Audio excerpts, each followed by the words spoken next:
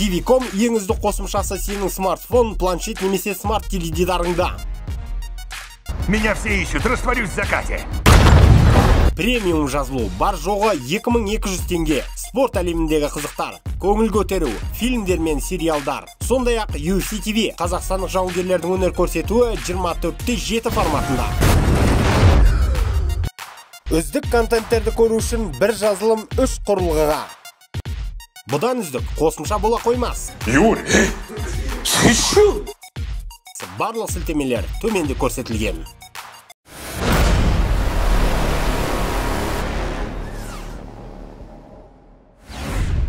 Ассалаумағалейкум. Топ-ранг промоутерлік компаниясының басшысы Боб Арум Твиттердегі парақшасында Жәнібек Әлімханұлыға қатысты пост қалдырды. Әдетте өзінің чемпиондарына қатысты пікірін білдіріп отыратын Арум ақсақалдың бұл қадам әрине Жәнібектің командасы мен жанкүйерлеріне ұнағаны анық. Мұнымен ол қазақ боксшысын мықтап қолға алғанын білдірген секілді. Сонымен ол мынадай жазба қалдырды. Қазақстанда туып өскен жауынгер Жәнібек Әлімханұлы келесі жылдың басында орта салмақ бойынша WBO белбеу үшін чемпиондықсын өткізеді. Ол 2022 жылы әлемдік профи бокста өз ізін қалдырады. Ол әлемдегі ең үздік орта салмақтағы боксшы деп мәлімдеді.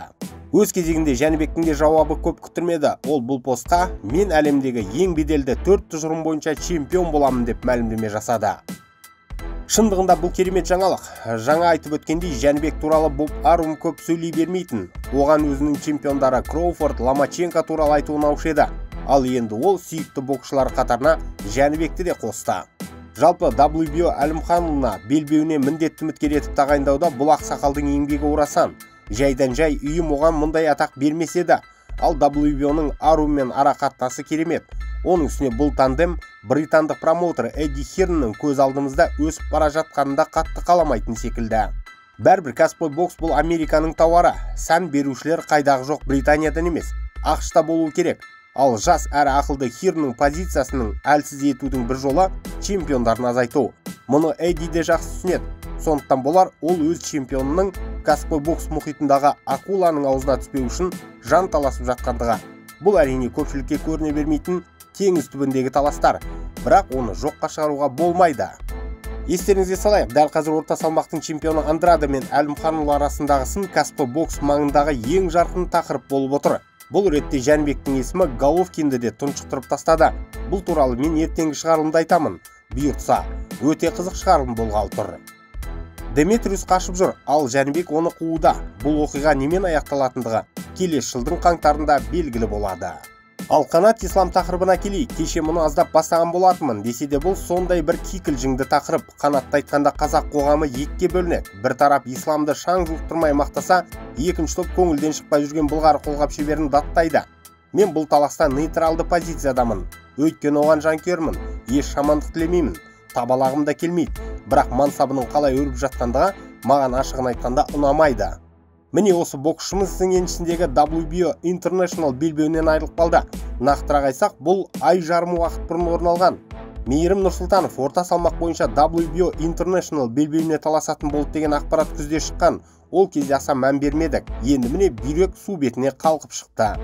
Ұзақ уақыт бойы белбеуін қорғамай, тұшымды кездесу өткізбегендіктен үйім исламнан белбеуді алып қойды.